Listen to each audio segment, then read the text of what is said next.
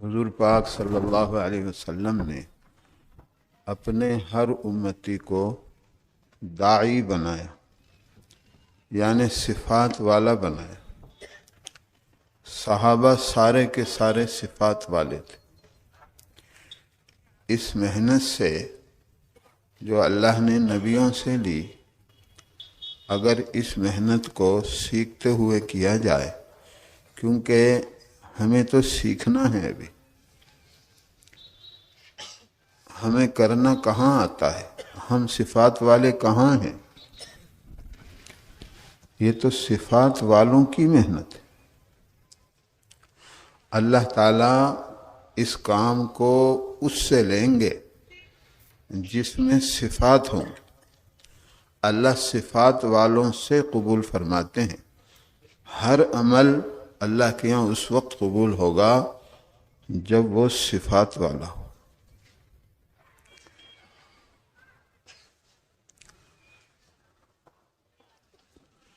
اس لیے ہمیں محترم بزرگوں اس محنت کو سیکھنا ہے، اور سیکھتے سیکھتے کرنا ہے، اور کرتے کرتے سیکھنا ہے۔ حضرت جی رحمۃ اللہ علیہ فرماتے تھے، سیکھنے کی نیت بھی ہو اور سیکھا بھی جائے۔ ہر عمل کا ظاہر بھی صحیح کیا جائے، ہر عمل کا باطن بھی صحیح کیا جائے، اس کے بغیر نتیجہ نہیں آئے گا۔ ہمارا بیٹھنا بھی صحیح ہو، ہمارا سننا بھی صحیح ہو۔ بیٹھنا عمل ہے، بیٹھنا کیا ہے؟ عمل ہے، مجاہدے کی صفت کے ساتھ ہو، مجاہدے کی صفت کے ساتھ ہو، سنت کے مطابق ہو۔ صحابہ کا بیٹھنا بھی قبول، صحابہ کا سننا بھی قبول۔ اس لیے صحابہ کی زندگیاں نمونہ ہیں قیامت تک آنے والے انسانوں کے لیے۔ صحابہ نبی نہیں تھے، بقول مولانا یوسف صاحب رحمۃ اللہ علیہ کے، صحابہ تو بت پرستوں کی اولاد تھے، لیکن اس محنت کو سیکھا۔ صحابہ فرماتے ہیں نا، ہم نے پہلے ایمان سیکھا، اسی طرح نماز سیکھی، اسی طرح علم سیکھا، اسی طرح اللہ کا ذکر سیکھا، اسی طرح اخلاق سیکھے، پورا دین سیکھا، اخلاص بھی سیکھا۔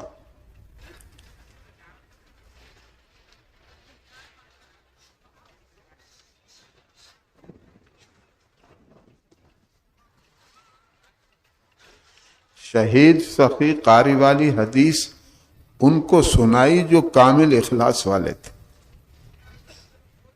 شہید سخی قاری والی حدیث ان کو سنائی جو کامل اخلاص والے تھے۔ سمجھے محترم بزرگ، یہ محنت ہے ہی صفات اپنی زندگی میں لانے کی، کہ جب یہ صفات ہماری زندگی میں آ جائیں گی تب ہمارے لیے پورے دین پر چلنا آسان ہوگا۔ اس سے پہلے بولو بھائی، جب یہ صفات ہماری زندگی میں آ جائیں گی تب ہم دین کے داعی بنیں گے۔ اس سے پہلے سیکھنا پڑے گا۔ جب یہ صفات ہماری زندگی میں آ جائیں گی تب ہمارا ہر عمل قابل معاوضہ بنے گا۔ اس سے پہلے، اس لیے پوری فکر ہماری اس بات پر ہو، اور پوری محنت ہماری اس بات پر ہو کہ میری زندگی میں یہ صفات آ جائیں، میری زندگی میں یہ صفات آ جائیں۔ محنت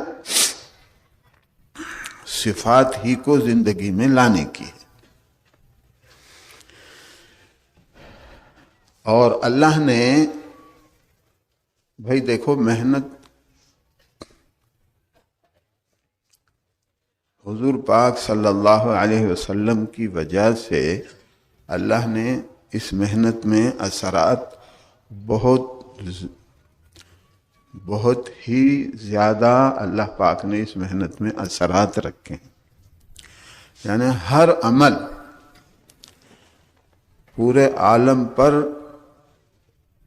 اثر کرتا ہے، اثر انداز ہوتا ہے ہر عمل.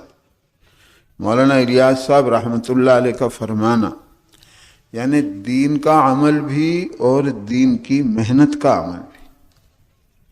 مولانا الیاس صاحب رحمۃ اللہ علیہ کا فرمانا ہے، اگر ایک عمومی گشت صحیح اصولوں کے ساتھ اور صحیح ترتیب سے قربانی کے ساتھ کیا جائے گا. گشت کی قربانی کیا ہے؟ وہ نہیں جو صحابہ نے دی. گشت کی قربانی 2 نمازوں کے درمیان کا وقت مکمل فارغ کر لے، یہی ہماری قربانی. ہمارے لیے سہولت کیوں ہے؟ ہمارے لیے آسانی کیوں ہے؟ اس لیے کہ ہم کمزور ہیں. قیمت چیز کی وہی ہے، لیکن محترم بزرگوں، معذورین کے لیے، کمزوروں کے لیے قیمت کم کر دی جاتی ہے. قیمت کیا کر دی جاتی؟ یعنی دینا اتنی قیمت ہے جتنی صحابہ کو ملی ہے. اس محنت پر جو صحابہ کو دیا ہے اللہ وہی دیں گے. بلکہ کئی جگہ تو یہ ہے کہ تم میں سے 50 کے برابر ثواب ملے گا. تم میں سے، صحابہ سے فرمایا. صحابہ نے پوچھا نا کہ ہم میں سے 50 کے برابر یا ان میں کے 50 کے برابر؟ تو کیا فرمایا حضور صلی اللہ علیہ وسلم؟ تم میں کے 50 کے برابر. سوچیں، غور کریں. بہت بڑی محنت، اس سے اونچی کوئی محنت نہیں. تربیت کے اعتبار سے، اصلاح کے اعتبار، یہ کام بھائی صفات زندگی میں آئیں گی، ہے نا بھائی. جب اچھی صفات آئیں گی تو بری صفات ختم ہو جائیں گی.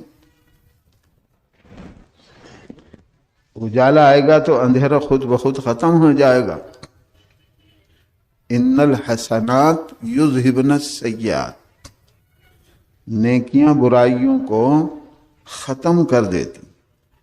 نیکیاں برائیوں کو ختم کر دیتی.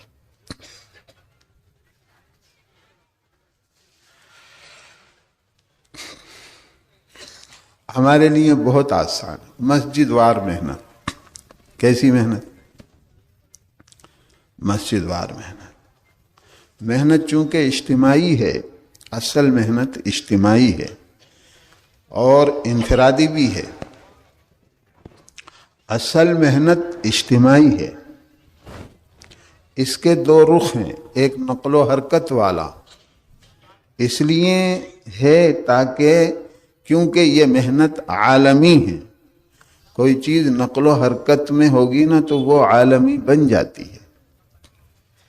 مولانا یوسف صاحب رحمۃ اللہ علیہ کا فرمانا، ہمارا ماحول اول تو کہیں ہے نہیں، اور اگر ہے تو 4 دیواری کے اندر بند ہے، اور باطل ماحول نقل و حرکت کی وجہ سے پورے عالم پر چھایا ہوا ہے. ہم بھی اگر نقل و حرکت اپنے ماحول کو لے کر کرنے والے بن جائیں گے تو ہمارا ماحول پورے عالم پر چھا جائے گا. مولانا سید احمد خان صاحب رحمۃ اللہ علیہ کا فرمانا، جتنی محنت باطل والے اپنے باطل کے پھیلانے کے لیے کر رہے ہیں اس کا 10واں حصہ بھی اگر ہم حق کو پھیلانے کی محنت میں لگا لیں تو ہمارا ماحول غالب آ جائے. 10واں حصہ، سمجھے ماتو. اور اصل محنت مقامی محنت ہے. ہر جگہ نقل و حرکت کے ذریعے سے مقامی محنت ہی کو زندہ کرنا ہے. دوسرے گشت کا مقصد کیا ہے؟ دوسرے گشت کا مقصد مسجد وار جماعت کا بنانا. سہ روزہ کا مقصد کیا ہے؟ نقل و حرکت ہے نا اس میں حرکت ہے نا. تو سہ روزہ کا مقصد کیا ہے؟ اپنی مشق کا بڑھانا. سہ روزہ کا مقصد اپنی مشق، ایمان کے بنانے کی، عبادات کے بنانے کی، علم کی، ذکر کی، اخلاق کی، اخلاص کی، جان اور مال کے صحیح استعمال کی مشق کو بڑھانا. یہ اولین مقصد ہے. اور ثانیاً وہاں مسجد وار جماعت کا بنانا، یعنی اس محنت کا وہاں قائم کرنا. اس محنت کا جو مقامی محنت ہے نا بھائی، اس کا وہاں پر قائم کر. تو وہاں بھی ماحول بن جائے گا. ماحول بنے گا مقامی محنت سے.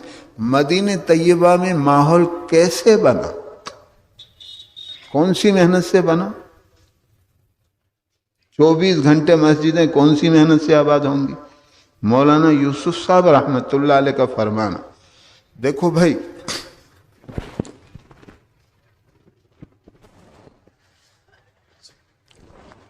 بزرگوں کی جو بات ہے وہ بالکل حق ہے، سمجھے؟ ہاں، کہ مسلمان اگر اپنا فارغ وقت، کون سا وقت؟ مشغولی کا نہیں، راحت اور آرام کا نہیں، فارغ وقت بھی اگر مسجد میں دے گا تو مسجدیں 24 گھنٹے کے اعتبار سے آباد ہو جائیں گی. مشغولی کا وقت نہیں دینا ہے مقامی محنت میں. مشورہ فارغ اوقات میں ہے. کون سے وقت میں مشورہ؟ کون سے وقت میں؟ جو سہولت کا وقت ہو، جس میں سارے ساتھی جڑ جائیں. سارے کس وقت جڑیں گے؟ فارغ وقت. برابر ہے. تعلیم کون سے وقت میں ہے؟ تعلیم کون سے وقت میں؟ محترم بزرگوں، تعلیم جو ہے وہ بھی فارغ وقت میں. 2.5 گھنٹے فارغ وقت میں سے ہیں. اپنے فارغ اوقات میں سے 2.5 گھنٹے دینا ہے. دونوں گشت فارغ وقت میں ہے. گشت کا اصل وقت وہ ہے جس وقت جن سے ملاقات کرنا ہے گشت میں وہ اپنے مشاغل سے فارغ ہو کر گھر پر آ چکے ہوں. برابر ہے. تو دونوں گشتوں کا وقت فارغ وقت. اور بھائی تعلیموں کے اوقات فارغ وقت، مشورے کا وقت اللہ نے کتنا آسان کر دیا.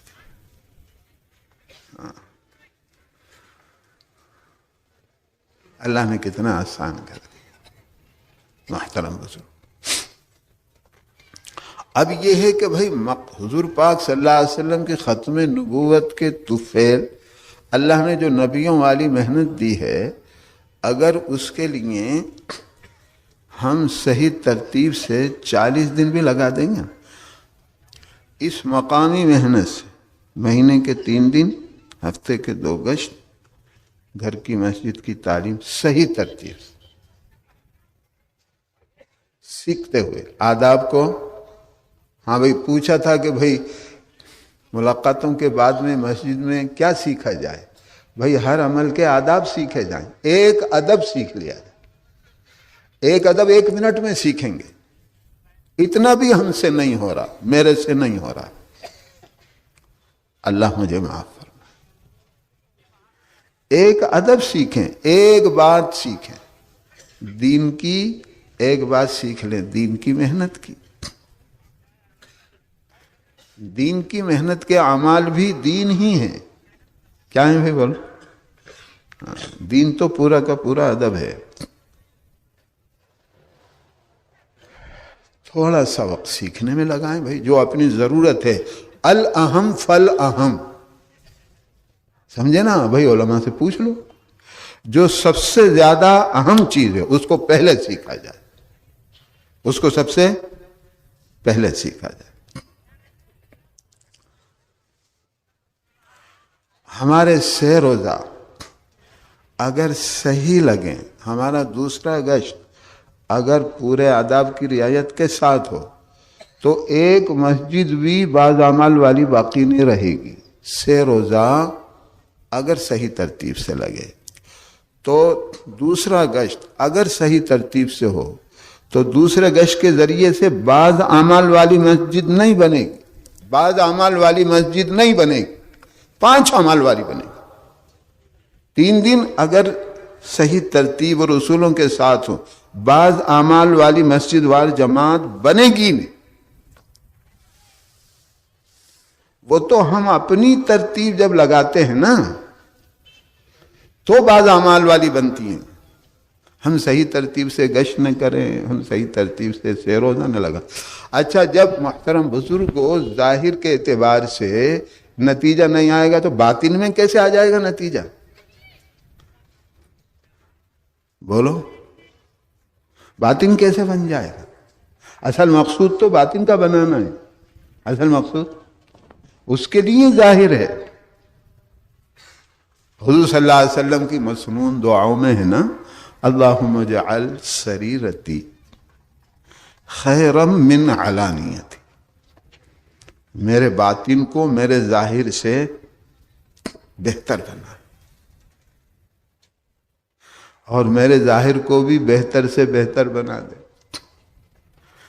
تو ظاہر کو بھی اللہ ہی سے مانگنا ہے، باطن کو بھی اللہ ہی سے مانگنا، لیکن کوشش کس کے ذمہ ہے؟ بولو بھائی۔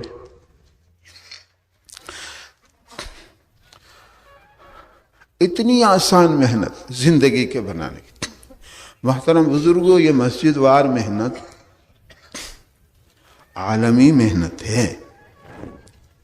یہ مسجد وار محنت معمولی محنت نہیں ہے، یہ بنیادی محنت ہے، یہ بنیادی محنت، یہ عالمی محنت۔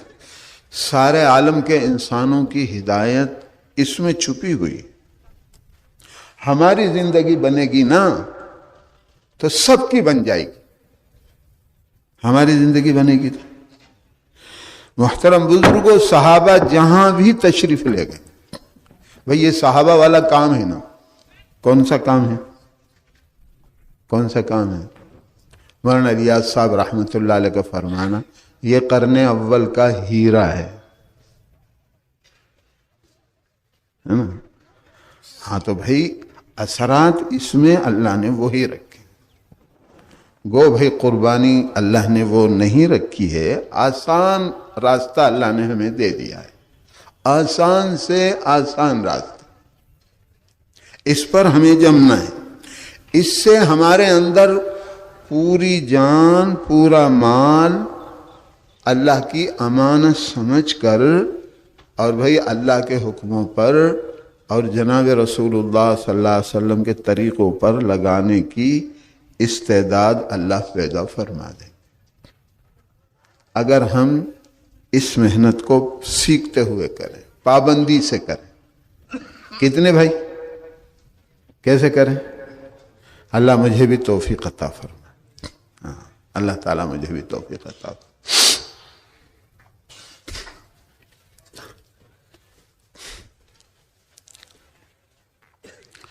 لہذا محترم بزرگوں، پوچھنے سے ہاں بھائی بات خوب یاد ہو جاتی، پوچھ کر کے پوچھنے سے اچھی طریقے سے بات ذہن نشین ہو جاتی۔ سیکھتے ہوئے کریں، ہر عمل کو سیکھیں، اپنے کو سیکھا ہوا سمجھے ہی نہیں، اپنے کو کرنے والا ہم سمجھے ہی نہیں۔ سیکھتے سیکھتے ہم اس دنیا سے جائیں گے نا تو یوں فرمایا کہ نبی کے درجے میں اور سیکھنے والے کے درجے میں صرف نبوت کے درجے کا فرق ہوگا۔ سیکھنے والے کے درجے میں اور نبی کے درجے میں کتنا فرق ہوگا؟ نبی کے بعد اسی کا درجہ۔ تو سیکھیں. ترقی تو سیکھنے میں ہی ہوگی نا بھائی. ہاں سیکھنے میں ہوگی. کوئی بھی سیکھ سکتا ہے, عمر کا کوئی تقاضا نہیں اس میں. ہاں دین آسان, دین کی محنت بھی آسان, دین بھی آسان اور دین کی محنت بھی آسان. سمجھے محترم بزرگ؟ مسجد وار محنت میں, مسجد وار محنت کو, مسجد وار مقامی محنت کا مقصود یہ بتلاتے ہیں کہ بھائی ہر ایمان والا, ہر ایمان اپنے ایمان کے بارے میں فکر مند بن جائے. ہر ایمان والا اپنے ایمان کے بارے میں اس کے اندر فکر پیدا ہو جائے کہ بھئی کیسے میرا ایمان کامل بنے. یہ مقصود ہے. اور پھر بھئی محنت کر کے اپنے ایمان کو سیکھنے والا بنے, اس کے لیے اوقات کا فارغ کرنے والا بنے, اس کے لیے اپنی ترتیب بنائے, اس کے اندر فکر آ جائے. کیا آ جائے بولو؟ فکر آ جائے. اسی طرح ہر ایمان والا اس کے اندر اپنی نمازوں کے بارے میں فکر آئے, نمازوں کو, ہاں بھائی اپنی نمازوں کو جاندار بنائے, ظاہر کے اعتبار سے بھی اور باطن کے اعتبار سے بھی. محنت کر کے اپنی نمازوں کو کیا بنائے؟ محنت کرے اپنی نمازوں کے ظاہر کو بھی اچھا بنانے کی اور بھائی باطن کو بھی اچھا بنا. اس کے اندر نماز کے بنانے کی فکر آ جائے کہ بھائی نماز ایسی پڑھو جیسی نماز حضور صلی اللہ علیہ وسلم نے پڑھی ہے. اس کی کوشش کرو. کیا کرو بھائی بولو؟ ہاں تو اس کی فکر آ جائے. یہ مقصود بتاتے. ہر ایمان والا اللہ کے ذکر, قرآن پاک کی تلاوت, موقع محل کی مسنون دعاؤں کا اور اہتمام سے, دعاؤں کا اہتمام کے ذریعے سے اللہ سے اپنا تعلق بڑھائے, اللہ سے اپنا تعلق مضبوط کرے, اپنا تعلق اللہ سے خصوصی پیدا کرے, خصوصی تعلق پیدا کرے. ہر ایمان جب اللہ کے ذکر پر محنت کرے گا, ہے نا بھائی, تو یہ دولت نصیب ہوگی. کتنا آسان ہے, آسان ہے اللہ کے ذکر پر محنت کرنا, کوئی مشکل نہیں ہے. ہر ایمان والا فضائل کی تعلیم کے حلقوں میں آداب کی رعایت کے ساتھ شریک ہو اور بھائی پورے آداب کے ساتھ سنے اور اس کے ذریعے سے اپنے ایمان کو بنائے. اپنے اندر عمل کا جذبہ, عمل کا شوق, عمل کا ذہن اور اعمال سے ہونے کا یقین بنائے. یہ فضائل پر محنت ایمان پر محنت ہے. فضائل پر محنت کائے پر محنت ہے؟ فضائل پر محنت ایمان پر محنت ہے. فضائل کا تعلق ایمانیات سے ہے. حضرت جی رحمت اللہ علیہ کا فرمان, اللہ کے وعدوں کا یقین ہونا, اللہ کی وعیدوں کا یقین ہونا, اللہ کی خبروں کا یقین ہونا, یہ ایمانیات میں سے ہے. یقین بنے گا تعلیم کے ذریعے. یقین کیسے بنے؟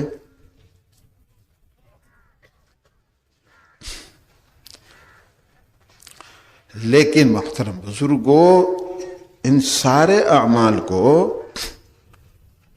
دیکھیے, کچھ بنیادیں ہیں, اس کے مطابق کریں گے تو ہر عمل نتیجہ لائے گا. مشورہ نتیجہ لائے گا, مسجد کی تعلیم نتیجہ لائے گی, ہاں گھر کی تعلیم نتیجہ لائے گی کہ گھر دین اور اس کی محنت کے اعتبار سے نمونہ بنے گا.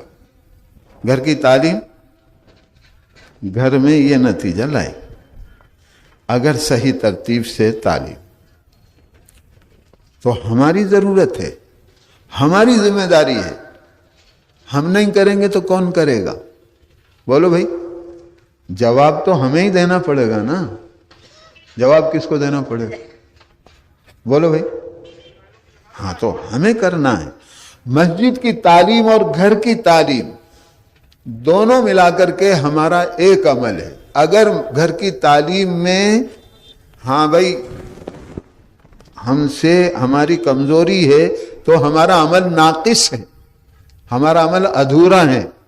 ہمارا عمل کیا ہے؟ ہمارا عمل ادھورا ہے. ادھورے عمل پر نتیجہ آ جائے گا؟ بولو بھائی. عمل کو پورا بھی کرنا ہے. تو ان اعمال کو جو اعمال دعوت ہیں، جو اعمال ہاں بھائی دعوت ہیں، یہی اعمال تربیت ہیں. یہی اعمال ان سے ہی تربیت ہو اور اعلیٰ درجے کی ہو.